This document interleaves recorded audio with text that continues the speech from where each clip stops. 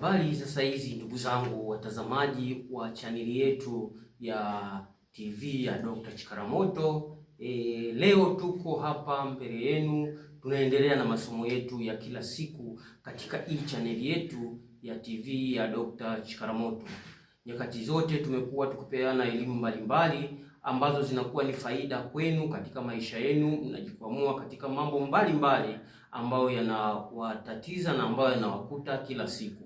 Kwa hiyo ni wajibu wangu kuwapa elimu, ni wajibu wangu kuwapa kile nilichojaliwa na Mwenyezi Mungu na ile karama niliyopewa, ili na nyie muweze mkanufaika na kile ambacho mimi nimejaliwa kutoka kwa Mwenyezi Mungu. Kwa hiyo ninapowapa elimu hizi, wengi wanakuwa wanaozifuatilia kwa makini, zinawapa manufaa kwa kiwango kikubwa sana. Kwa naombeni nyakati zote muendelee kunifuatilia katika hii chaneli yetu na TV ya Dr. Chikaramoto, ili muweze mkapata elimu mbalimbali nazotoa kila siku hapa. Kwa hiyo usisite kusubscribe. Maana utakapokuwa umesubscribe, utakuwa kila wakati ninapoleta elimu zinakuwa zinakukuta na moja kwa moja unafaidika na hizo elimu. Siku ya leo ningependa niwape elimu kama mbili hivi. Elimu ya kwanza niliyotaka kuwapa, nataka niwatafsirie ndoto, kwa sababu mara nyingi nilishawaeleza hapo awali kwamba ndoto ni kitu cha muhimu sana, kwa sababu ndoto zinakupa ishara. Kuna watu wengine wanakuwa mara nyingi wanasema kwamba mimi naota na sahau. Sasa ujue hiyo ni tatizo, kwa sababu unapoota ndoto na kusahau, ujue kwamba hutajua jambo gani lililokutokea kesho, kwa sababu watu wanazoea kusema huwezi ukajua kesho yako. Lakini katika ndoto zinakufumbulia mafumbo. Ndoto zinakujulisha kesho yako inaweza ukapata tatizo gani au unaweza ukapata baraka gani. Kwa hiyo utakapokuwa unazifumbua ndoto, ni rahisi sana kujua kesho yako. Ni rahisi kujua kile kinachokupitia kwa wakati huo kinasababishwa na nini. Ndoto ndio zinatafsiri kila kitu.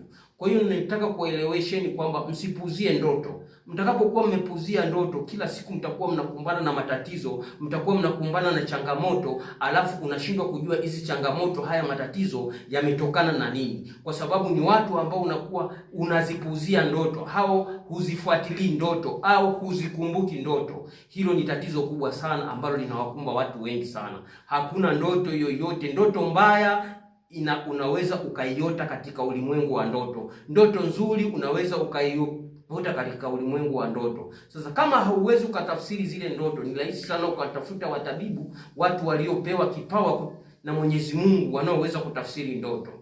Au moja kwa moja unaweza ukaniona mimi Dr. Chikaramoto nikakutafsiria ndoto zako mbalimbali zinazokukuta na changamoto ya ndoto zinazokukuta kila wakati. Sasa siku ya leo nataka niwaelekeze watu ambao wanaota ndoto. Wewe unaongea na watu waliokufa, au unaongea na mtu aliyekufa. Hii ndoto inamaanisha nini? Hii ndoto ina maana si nzuri, kwa sababu kaa uelewe, unapokuwa unaota ndoto za watu waliokufa, ni ishara ambayo kwako inakupa tahadhari kwamba wewe nyakati hizo kuna changamoto inayoweza kukukuta. Kwa sababu kuna watu wanajua kwamba mtu anaweza kuwa na afya, lakini anakuwa hanajua kwamba hawezi kukutana na mauti, kwa sababu yupo na afya, haumwi wala hajakutana na tatizo lolote, anajua kwamba hawezi kukutana na mauti. Lakini mtu unaweza ukawa na afya yako, lakini ukakutana na ajali, ukakutana na vitu mbalimbali ambavyo vikapoteza maisha yako. Sasa kaa uelewe, unapokuwa unaongea na mtu, unaota katika ndoto, umepata ishara kwamba unaongea na mtu aliyekufa, ama unamjua ama humjui, ama mzazi wako au mtu wako wa karibu. Hizo ni ishara mbaya. Ina maana kwamba wewe mauti yanakunyemelea.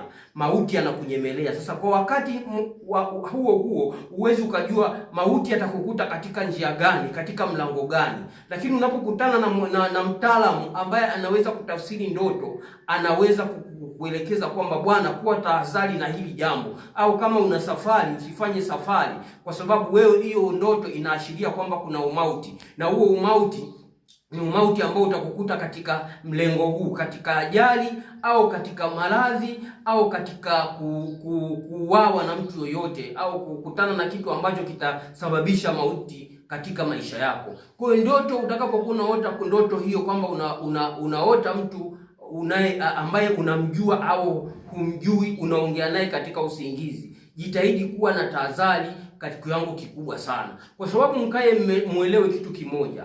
Hizi ndoto za kwamba mtu anapokuwa amekufa, yani mtu anapokuwa amekufa anakuwa ameshakufa tayari, mwili unakuwa umeshakufa, hauna mawasiliano na kitu chochote, lakini roho haifi kamwe. Mwenyezi Mungu aliumba roho iishi, roho iweze ikaishi, itaishi duniani siku ya mwisho ambapo itakapokuwa imeachana na mwili, bado itaendelea kuishi. Sasa unapokuwa mtu ambapo umekufa, ina maana kilichokufa ni mwili, lakini roho inaishi. Sasa ile roho inapokuwa unaota wewe, ina maana ni roho ambayo inakuwa inaongea na roho zilizokuwa zimetangulia mbele za haki. Kwa hiyo zinakuwa zinaipa tahadhari ile roho ambayo bado iko katika mwili wako, lakini kwa sababu wewe unakuwa umelala wakati huo, kwa hiyo huwezi ukatambua, lakini roho na roho zinakuwa zinawasiliana. Roho iliyokuwa hai ndani yako wewe na roho iliyokuwa hai ya mtu aliyekufa, kwa sababu mtu akifa wanaachana mwili na roho. Kwa hiyo ile roho inaendelea kuishi daima na daima, kwa sababu Mwenyezi Mungu alivyoumba, nilivyoeleza hapo awali, aliumba roho iishi, roho hakuumba roho ife. Kwa hiyo kinachokufa ni mwili. Kwa hiyo unapokuwa unaota ndoto kama hizi, kuwa na tahadhari kubwa na uwe na makini sana kuweza kujua maana na tafsiri yake, kwamba kuna hatari gani inayokukuta mbeleni, kuna kitu gani kitakachokukuta wewe mbeleni kitakachosababisha wewe ukapata umauti. Kwa hiyo hizi ndoto ni mbaya sana. Unapoota unaongea na mtu ambaye amekufa, hizi sio ndoto za kupuzia, ni ndoto zenye kufuatilia na kutaka kujua maana yake. Kwa hiyo mara moja mpigie Dr. Chikalamoto simu, atakuelekeza ni jinsi gani uwe na tahadhari, ni jinsi gani uwe ni mtu makini katika kila siku unapokuwa unaishi, ili kuweza kuepukana na hiyo na huo umauti uliopo. Kama ni umauti unaosababishwa na mwanadamu, unaepukika. Labda ni umauti ambao ukiwa unasababishwa na Mwenyezi Mungu peke yake, ndio hauwezi ukaepukika. Ndugu zangu, nafikiri hapo mtakuwa mmenielewa, na ningependa niwaongezee, niwape faida moja ya elimu ya pili. Elimu ya pili nataka niwape sasa, kwa sababu nimewapa elimu ambayo ni ngumu, ambayo inaweza ikakutafakarisha sana katika maisha yako, lakini usiogope. Kikubwa ni kujua maana na halisi ya ndoto, itakutoa huko uliko. Sasa nataka niweze nikakupa maana na elimu nyingine ya kwamba sisi wanadamu tumepewa mikono, na katika mikono yetu inasoma. Watu wameshindwa kuelewa kwamba katika mikono yetu na maisha yetu unaweza ukasoma wewe unatakiwa uishi katika njia gani, unatakiwa uishi kwa kufanya nini, unatakiwa uishi kwa kufanya kazi gani. Wewe unaweza ukajua maisha yako kupitia kiganja cha mkono. Unaweza ukajua nguvu zako kupitia kiganja cha mkono. Kuna kiganja cha mkono kina namba. Watu mnavyokuwa mnaona hii mistari iliyopo katika mkono, hii mistari inamaanisha, hii mistari ni herufi zilizochorwa na Mwenyezi Mungu yeye mwenyewe, lakini inatakiwa uwe na kipawa kikubwa sana kuweza kujua na kuzisoma hizi herufi zilizochorwa katika kiganja chako. Kwa mfano kama hiki, mimi kiganja changu kinasoma herufi za aina mbili, kila A na Y. Sasa hii ina maana yake katika mambo ya kinyota na katika nguvu na katika nini nifanye na nini ambacho naweza kufanikiwa ninapokuwa ninakifanya katika maisha yangu. Lakini nitaka niwaeleze, kuna watu ambao katika viganja vyao vimeandikwa herufi M. Hii herufi M ni herufi maalum na ni herufi rasmi. Watu wenye katika kiganja kimeandikwa herufi M, alafu wewe ni maskini, hebu jitafakari kwa kiwango kikubwa sana, kwa sababu watu waliocholwa katika mikono yao katika kiganja na Mwenyezi Mungu herufi M, ina maana moja kwa moja wewe umepewa nguvu, wewe ni mtawala, wewe ni mmiliki, wewe ni kiongozi.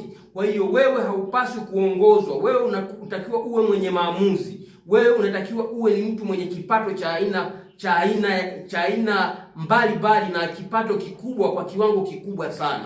Kwa unapokuta wewe katika mkono wako Mwenyezi Mungu amekucholea kiganjani herufi M, ama mkono mmoja ama mikono yote miwili, kwa sababu hizi herufi unaweza kukuta zinatofautiana. Huu mkono ukawa labda una Y A, huu mkono labda una Y K, lakini hizo zote zina maana yake, kwamba wapi wewe nguvu yako ipo. Nguvu inatoka katika kiganja cha mkono wa kulia au katika kiganja cha mkono wa kushoto, na zote zinashirikiana. Kwa hiyo mtu ukikuta katika kiganja kuna herufi M, ina maana hiyo inaashiria ni nguvu, hiyo inaashiria ni kipaji cha kipekee. Kwa hiyo ni watu nadra sana.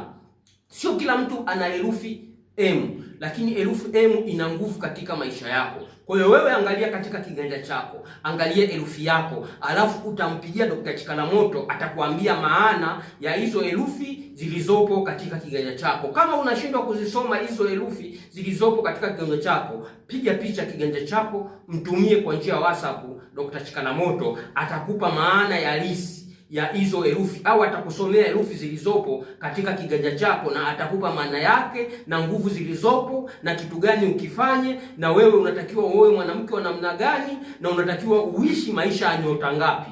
Kwa hiyo ndugu zanguni, hiyo ni faida nilikuwa nataka niwape kwa uchache kwa siku ya leo, ili muweze mkajua na mkapata maana ya halisi ya hivyo vitu nilivyokuwa nimewaelekeza. Kwa hiyo ndugu zangu, kwa siku ya leo ningeomba tuishie hapa. Kikubwa inatakiwa uendelee kusubscribe hii channel yetu ya YouTube ya Dr. Chikalamoto. Usisahau kusubscribe, kwa sababu haya mambo yote mazuri unayapata katika hii channel ya Dr. Chikalamoto. Na usisite kupiga namba ya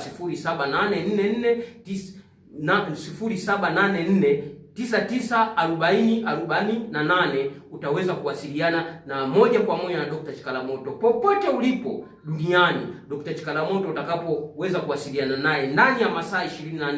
Nasema ndani ya masaa 24 kwa sababu kuna nchi nyingine, sisi huku Afrika tumelala, wao wako macho. Kwa hiyo wewe kama mimi nimelala, alafu sitapokea simu yako wakati wewe huko ndio umepata muda wa kuwasiliana na mimi, takuwa sijakutendea haki. Kwa natoa matibabu kwa njia ya simu ndani ya masaa 24. Kwa ndugu zanguni, kwa siku ya leo tuishie hapo. Karibuni sana na endeleeni kunifuatilia. Asanteni sana.